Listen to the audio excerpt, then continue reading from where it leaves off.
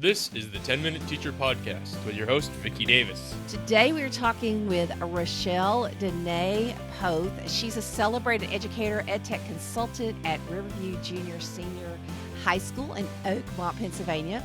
She specializes in artificial intelligence and emerging technologies. She's an ISTE certified educator and has awards including the ISTE Make It Happen Award and the EdTech Trendsetter of 2024. Rachelle, tell us what you teach. I teach Spanish, all 4 levels, and then I have an 8th grade course that is STEAM, what's next in emerging technology. So it's a lot of fun. So today we're going to talk about AI literacy and also cybersecurity, what we actually need to be teaching kids, because I know there's a lot out there about what we should be teaching educators and all the educator conversations. But you know, Rachelle, a lot of people are just kind of passing it off and saying, okay, first the educators need to get all educated and then we can start talking to kids. But the kids are in it now, right? That's the scary part of it, is that when I think about when I was younger, and that's what I love about my 8th grade class, is because I can think of me in their position.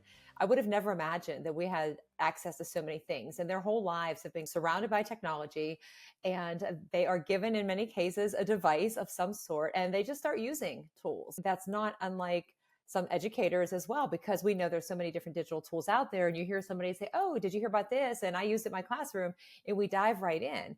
But we really have to make sure that we understand that whatever we're using, whatever information we're putting into it, you never know where it's going to end up, how it's going to be used. And I think that's something that has really come to light, probably more so in the last 6 months, just in my own school and just in speaking with some of my colleagues and what I've seen in the news too. So we have to kind of start with the basics, like what is it? What does it do? What info does it take from us? And just kind of model for our students how to best use some of the different technologies and tools that we're seeing out there. So what have been some of the news articles, or can you give us a sneak peek into the conversations you're having that are like, oh no? 3 or 4 of my friends say that their schools have been victims of cyber attacks and ransomware, and just what a mess that creates. I mean, obviously it disrupts learning because you can't access your files. I had my own experience with that, and panic sets in because you have all of these years of work and you don't know if you're going to get access back to it. You also don't know what information has been taken and where that's going. I did look into that a little bit with my students, especially in my STEAM class, because talking about cybersecurity and phishing scams. We get the spam phone calls, we get the emails that look real, has my name, but it has some made up email address. And I was surprised to find out I forget the percentage offhand, but it has like tripled this year in such a short span of time, the number of school districts that are being targeted as part of these for ransomware.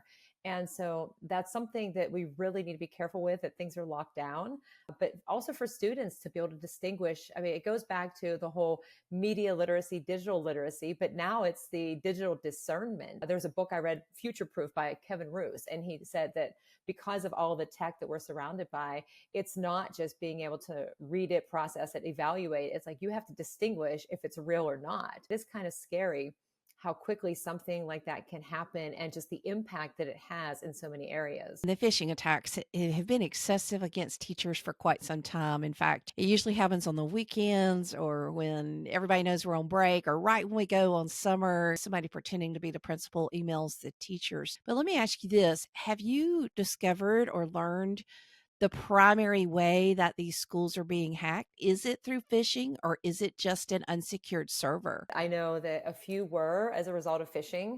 Another part of it is because we're using so many different tools in our schools now, especially with all of the AI, that puts a heavy burden on all the IT teams and the tech support in the schools and the network. It's hard to guarantee everybody's information is safe. I did an audit of some of the different tech tools that I'm using just to see what their policies are and what they have in place. There's no guarantee that everything is secure, but a lot of the time it just comes down to looking, and you see, like, I laughed when you say the principal email, because I got one of those years ago. Can you go buy some gift cards for me? And just the other day, a colleague said, did you send me an email that you sent me 4 photographs? And I said, no. So she walked over and she showed me, and it had my name, but it had somebody else's email address. It was a good teachable moment for my students. Later that night, somebody got it and it came through the school email. And so she didn't click on it. Nobody clicked on it, but you wonder, okay, if they clicked, like, what does that unleash to all of the contacts? Because that's what happened. And I think about 7 years ago, I was at home on a Saturday afternoon. I opened up my school email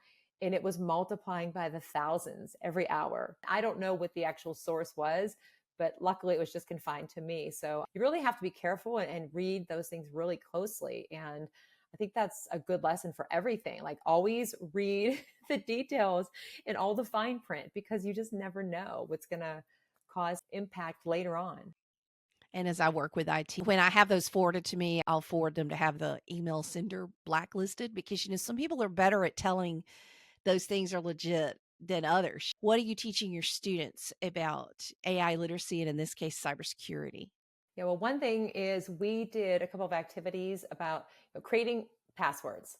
And I think we've all seen that you can't just have that same old password that you've grown accustomed to. It has to have so many characters, so many special characters, capitals, all of those different things. And so we do some activities about, how do you make a safe password? And I actually shared with them the way that I create passwords that went back to a course from ISTE that I took on computational thinking. And I came up with a pattern and I have my own like mnemonic for memorizing what the passwords are. So that's one of the things. And then with students or even adults, educators, whenever you have an opportunity for that two-factor authentication, I know on my own computer, I have that option to send a text message or an email, or you can use your fingerprint, checking the privacy settings to see if what they're using, if any information is getting sent out to anybody else.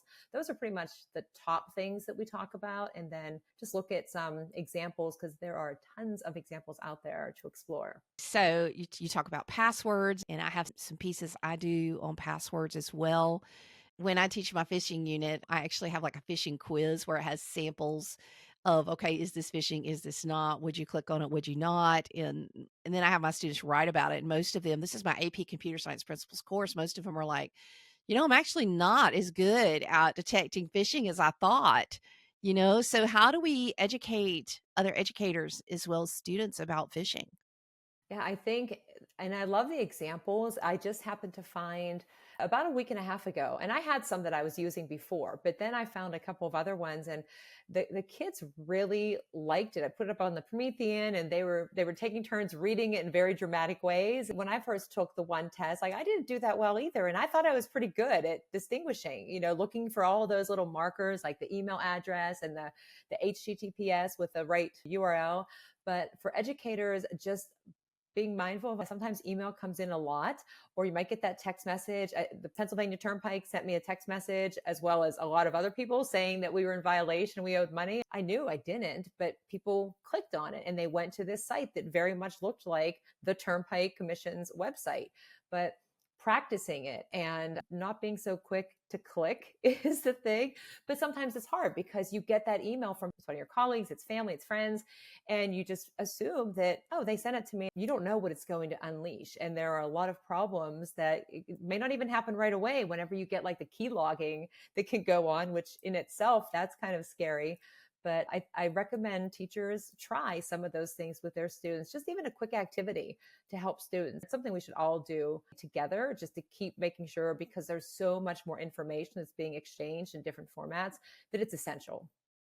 And key logging, of course, for those listening, is just where somebody's just watching every key you're entering, which allows them to capture all kinds of things. But even Wi-Fi, I had a student who had his bank account information taken, and I was teaching this lesson, and it just happened. I was teaching the lesson about using a VPN, not joining free Wi-Fi, being wary. He had had it taken at a Starbucks, and there had been like a Starbucks Wi-Fi, but then there was a super free fast Wi-Fi or something he had joined, and then he had logged into his bank account. And so even the conversation of secure Wi-Fi, I mean, that's because they all have phones and some of them are already banking and using debit cards. Free Wi-Fi. I've had a lot of incidents, I've realized, in the last 6 or 9 months, but we rely on it so much. So especially when you're traveling at the airports, hotels, everywhere, you have to really be careful if you're logging into banking or information you don't want anybody to get to. But I did somehow have somebody figure out that there was a hotel when I traveled to Nashville. I always stay at the same place. And so I looked at my credit card bill and there was a pending charge for this hotel. So I called them and they had no record of my name, but there was a hotel booked using my card. And so The only time that I wasn't on my own network or my hotspot was when I was in an airport. And for a brief period of time, I think I may have used my credit card or made a reservation or did something, but it was kind of scary. And then of course it caused new credit cards to be issued. And then you have to change all that information everywhere you have it stored. And it's the easiest thing is just to really be careful about what information you share, where you're posting it, what Wi-Fi you're using, and changing passwords frequently is another key, even though it's annoying sometimes, but it's necessary. I went and got a VPN for all of us because we had started having trouble with some people in our family being hacked on free Wi-Fi. And how do you tell? You can't. So our policy is when you leave the house, I don't care where you are, you're going to be on a VPN. And this is just digital living. What are a few of the things that you teach your middle and high schoolers about AI literacy? Yeah, so the fun thing about this with my older students in my Spanish classes, a lot of them are sophomores and juniors, and they're very much aware of ChatGPT and some other, Google Gemini and all of those.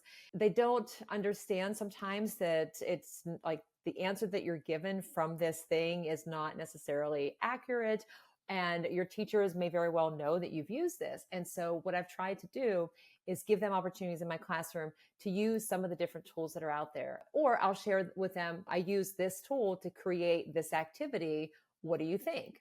Just to show that I'm using it kind of as a thought partner. But I had some students actually contribute to a blog post I had written about what they thought about some of the tools. We were using the sidekick of school AI, and I prompted it to engage with them in conversation based on the vocab and verbs that they were using. And he said he really didn't know what to say about it. And I said, well, just give me some ideas. And the one quote that he had was something to the effect of, like, it gave me a chance to practice the language and adjusted its questions based on my responses. He said, it helps you get to where you need to be. I like that because for each student having it in their hands. And so learning, how is it working? What is it doing for you? What are the benefits? What are any concerns? And just bringing it into any classroom, something quick and simple. It doesn't have to take a lot of time because there's so many things out there, but showing them where it can enhance and support your learning, but not replace and take away your opportunity for your own learning. And I think that's like the key distinction is what we want our students to do. It's just a tool, but I got to rely on myself. I may need some assistance, and this is the right way to go about using it. So I try to model that for them and give them some opportunities to do that in my classroom as well. There's so many things we could talk about, but I think the important point we have is that all of us should be looking at what are these essential things that our students need to know so that they can be successful, safe, productive, and healthy in today's world, whether it's understanding how a tool works like AI and its appropriate place, that as a tool, it's not human. We've talked about the Eliza effect before on this podcast. And so we've got to be wise about how we're talking about that, as well as all these cybersecurity issues. And Rachelle, you've really brought up some great ones and some important ones that people need to be talking about. So I know I'll see you at ISTE. We're going to be on a panel in 2024 together and excited about that. Thanks, Rachelle. You've been listening to the 10-Minute Teacher Podcast. If you want more content from Vicki Davis, you can find her on Facebook, X.com, TikTok, Threads, Instagram, Blue Sky, and YouTube at Cool Cat Teacher. Thank you for listening.